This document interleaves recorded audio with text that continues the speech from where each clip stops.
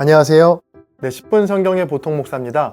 오늘은 지난 사복음서 정리에 이어서 사도행전부터 요한계시록까지 아주 쉽고 간단하게 정리해 보겠습니다. 혹시 복음서 정리를 아직 보지 않으셨다면 영상을 먼저 보고 오세요. 사도행전부터 요한계시록까지는 크게 네 부분으로 나눌 수 있습니다. 먼저 교회 태어나다입니다. 부활하신 예수님은 40일 동안 제자들과 함께 계시며 하나님 나라의 일을 말씀하셨죠. 그리고 제자들에게 예루살렘을 떠나지 말고 성령을 기다리라고 분부하시며 오직 성령이 너희에게 임하시면 너희가 권능을 받고 예루살렘과 온 유대와 사마리아와 땅끝까지 이르러 내 증인이 되리라는 말씀을 남기시고 승천하십니다. 그로부터 10일이 지난 오순절 날이 되어 예루살렘에 모여있던 제자들에게 성령이 임하게 됩니다. 그렇게 초대교회는 시작되었습니다. 교회의 탄생에서 기억해야 할 두 가지가 있는데요. 바로 고통과 고독입니다. 예수님의 탄생 때와 마찬가지로 교회의 탄생에도 고통과 고독이 따랐습니다. 초대교회의 지도자였던 사도들이 대제사장과 사두개인들에 의해 감옥에 갇히고 또 채찍질을 당하는 등 능욕을 받게 되죠. 또 초대교회 리더 중 한 명이었던 스데반은 돌에 맞아 순교하는 끔찍한 일을 당합니다. 이처럼 초대교회의 시작에는 무서운 공격과 핍박, 그리고 고통과 고독이 있었습니다. 다음으로 교회 사역하다입니다. 사도 바울의 박해와 회심으로 초대교회 공동체는 예루살렘과 온 유대를 넘어 사마리아와 땅끝까지 퍼지게 됩니다. 예수님의 약속의 말씀이 성취되는 것이죠. 하지만 이 일은 사도 바울 혼자의 힘으로 이룬 것이 아닙니다. 에디오피아 내시에게도 복음을 전했던 빌립, 그리고 로마의 백부장인 고넬료를 찾아가 복음을 전했던 베드로 등 수많은 믿음의 사람들의 헌신과 수고, 그리고 편견과 고정관념을 깨뜨리는 용기가 있었죠. 사도행전 13장부터 사도 바울은 이방인을 향한 본격적인 선교 여행을 떠나는데요.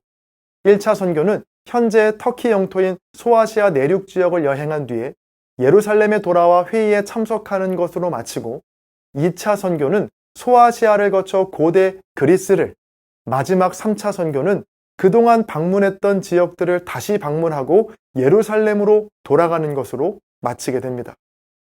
이 초대교회의 사역에서 기억해야 할 중요한 키워드가 있는데요. 역시 지난 예수님의 사역에서 나타났던 특징과 같습니다. 바로 기적에서 말씀으로인데요.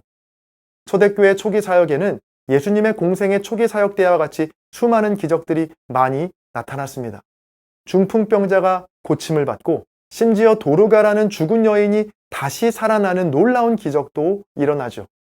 그리고 복음을 전하다가 투옥된 베드로와 또 바울과 실라도 극적인 하나님의 도우심으로 풀려나는 기적을 경험합니다. 하지만 이런 기적들은 바울이 모든 선교 여행을 마치고 예루살렘으로 돌아가는 21장부터 자취를 감추기 시작하는데요. 예수님께서도 십자가 고난을 받으시기 위해 예루살렘에 들어가신 후로 기적보다는 말씀 사역에 집중하셨죠. 이런 흐름이 초대교회에서도 고스란히 이어지는데요. 실제로 사도 바울이 남긴 수많은 편지들에서도 기적이 아닌 말씀을 계속해서 강조하고 있습니다. 기적보다 말씀이 얼마나 더 중요한가를 재차 알려주고 있는 것이죠. 세 번째로 교회 사라지다입니다. 바울은 3번에 걸친 선교 여행을 다 마치고 예루살렘으로 돌아옵니다. 상식적으로 바울은 박수와 칭찬과 격려를 받아야 마땅하죠. 예루살렘과 유대에만 갇혀있던 복음을 사마리아와 땅끝까지 전하는 귀한 사명을 완수하는 놀라운 일을 해냈거든요. 그러나 바울은 칭찬과 박수가 아닌 질시와 모진 핍박, 그리고 억울한 누명까지 쓰게 됩니다. 예수님께서 예루살렘에서 받으셨던 고난처럼 말이죠. 바울은 유대인들에 의해 붙잡히고 사내들인 공예와 벨릭스 총독, 그리고 베스도 총독, 마지막으로 아그리빠 왕 앞에서 재판을 받게 됩니다. 그리고 마침내 바울은 옥에 갇히게 되는데요. 바울이 옥에 갇힌 기간 동안 쓴 편지가 바로 옥중서신이라 불리는 에베소서와 빌립보서, 골로새서와 빌레몬서입니다. 바울은 굴하지 않고 로마 최고법정에 항소했고 미결수 신분으로 로마에 도착하게 되죠. 자, 중요한 건 이 모든 과정을 지나는 동안 바울은 어떤 기적도 바라지 않았다는 겁니다. 죄수의 신분으로 로마에 도착한 바울의 마지막을 사도행전은 이렇게 기록하고 있습니다. 사도행전의 마지막 28장 30절과 31절입니다. 바울은 자기가 얻은 셋집에서 꼭 2해 동안 지내면서 자기를 찾아오는 모든 사람을 맞아들였다. 그는 아무런 방해도 받지 않고 아주 담대하게 하나님 나라를 전하고 주 예수 그리스도에 관한 일들을 가르쳤다. 아멘. 마지막으로 교회 살아나다입니다.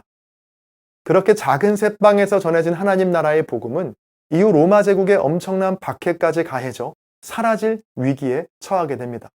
하지만 바로 그때 반모라는 섬에 유배되어 온 요한에게 놀라운 환상과 계시가 임하게 되는데요. 요한계시록 1장 9절과 10절입니다. 나 요한은 너희 형제요 예수의 환난과 나라와 참음에 동참하는 자라. 하나님의 말씀과 예수를 증언하였으므로 말미암아 반모라 하는 섬에 있었더니 주의 날에 내가 성령에 감동되어 내 뒤에서 나는 나팔 소리 같은 큰 음성을 들으니. 요한은 환상 중에 일찍이 죽임을 당한 것 같은 어린 양을 발견하게 되는데 그 죽임을 당하신 어린 양이 바로 구원자이신 하나님의 아들 예수 그리스도라는 것을 깨닫게 됩니다. 그리고 그 앞에 모든 피조물들이 찬송과 존귀와 영광을 돌리는 모습을 보게 되죠. 그리고 신약 성경의 마지막은 이렇게 끝이 납니다. 이것들을 증언하신 이가 이르시되 내가 진실로 속히 오리라 하시거늘 아멘. 주 예수여 오시옵소서.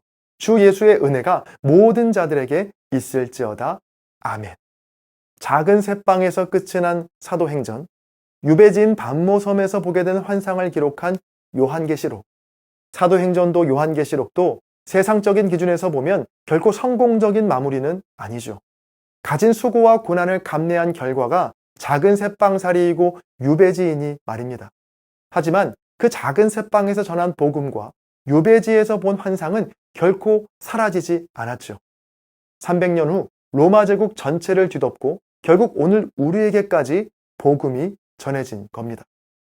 자, 지금까지 복음서와 그리고 사도행전 이후 신약 성경 전체를 4가지 키워드로 살펴보았는데요. 태어나다, 사역하다, 사라지다, 그리고 살아나다.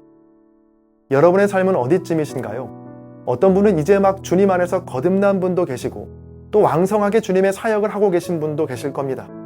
그리고 쏟아부은 열정과 헌신에 비하면 너무나도 볼품없어 보이는 현재의 모습에 이대로 사라지는 건 아닐까 염려하는 분도 계실 텐데요.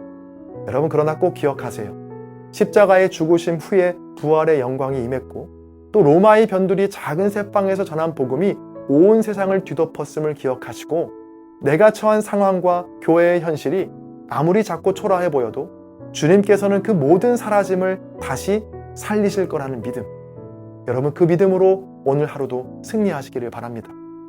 이것들을 증언하신 이가 이르시되 내가 진실로 속히 오리라 하시거늘 아멘. 주 예수여 오시옵소서. 주 예수의 은혜가 모든 자들에게 있을지어다. 아멘.